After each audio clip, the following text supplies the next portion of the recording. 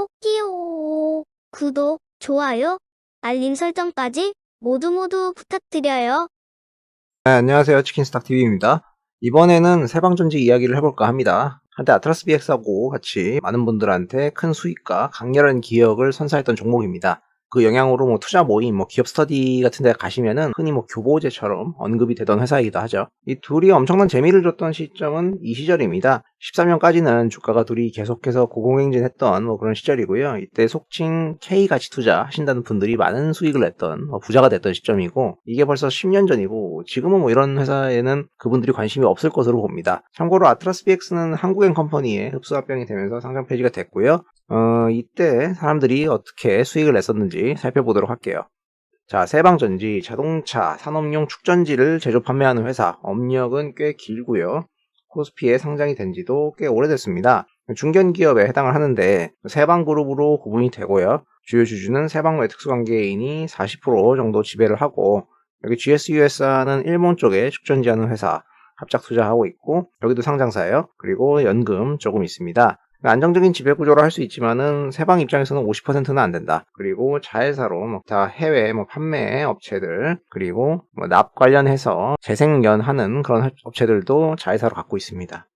세방그룹의 과거 지배구조인데요. 승계 말고는 거의 바뀐 게 없거든요. 승계가 이렇게 이루어져서 현재까지 통제를 하고 있고요. 전지 같은 경우에는 기업어음 A1, 우량하다는 신용등급 평가를 받고 있습니다.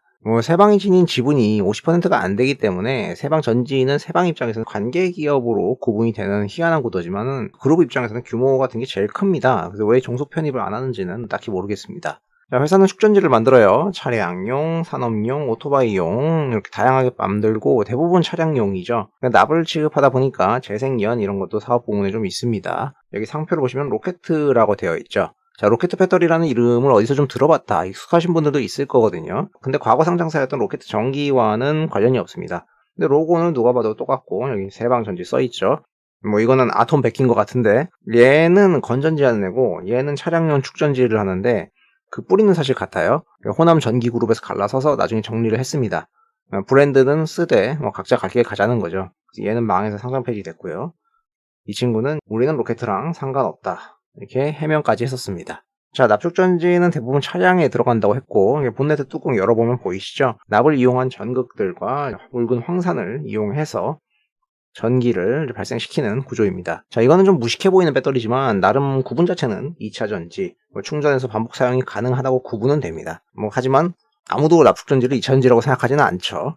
충전 같은 경우에는 그 효율이 조금 떨어지는 것으로 알고 있고, 결국 수명 같은 경우에는 한 2, 3년 정도로 알고 있습니다.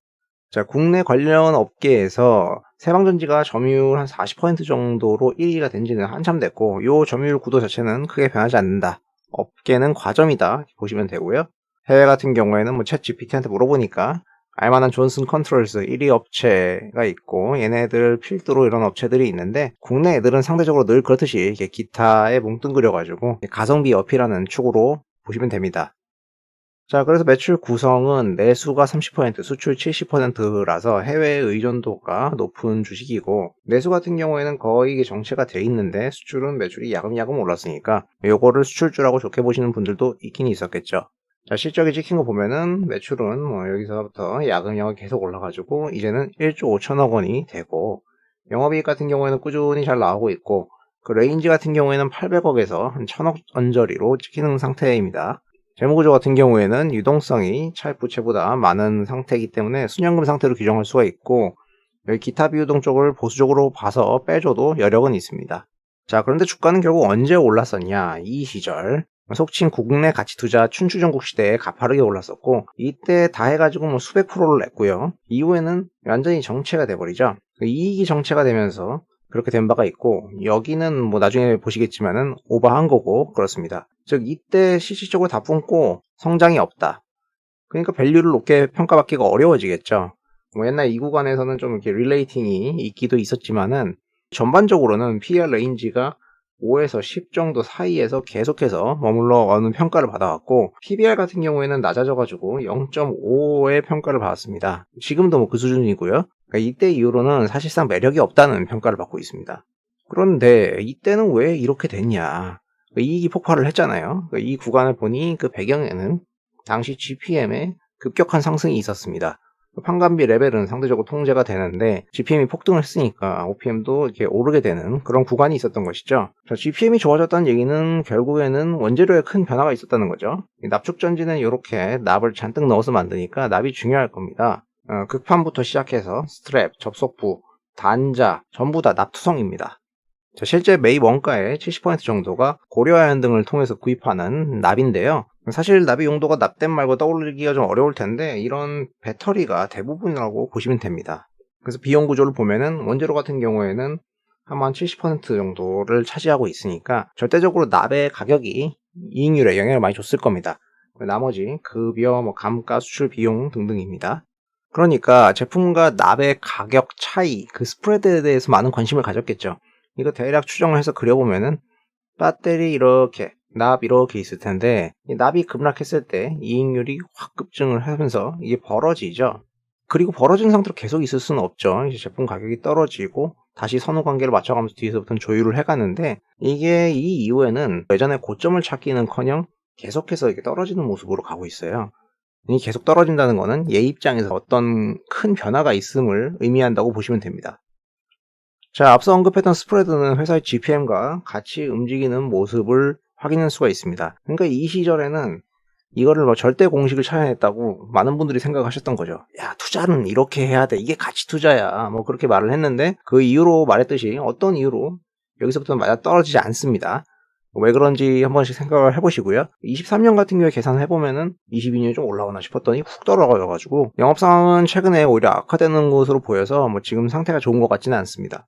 자, 어쨌든 많은 분들이 이 주식을 교과서파듯이 봤었는데 겨울에 이 주식을 사야 된다 말했던 분들도 있었습니다. 겨울이 되면은 온도가 낮아져가지고 배터리가 문제가 생기고 차가 퍼진다고 하는 현상이 나오죠. 그러면은 이게 남의 배터리 빌려가지고 시동 걸어보신 경험도 있을 거예요. 이러니까 겨울에는 축전지가 수혜주네 이랬던 분들도 있습니다. 실제로 4분기 때 경향적으로 매출액이 좀 더 높게 나오는 모습이 보입니다. 하지만 주가 측면에서는 딱히 그걸로 재미를 보고 있냐 그렇게 말하기는 어려웠습니다.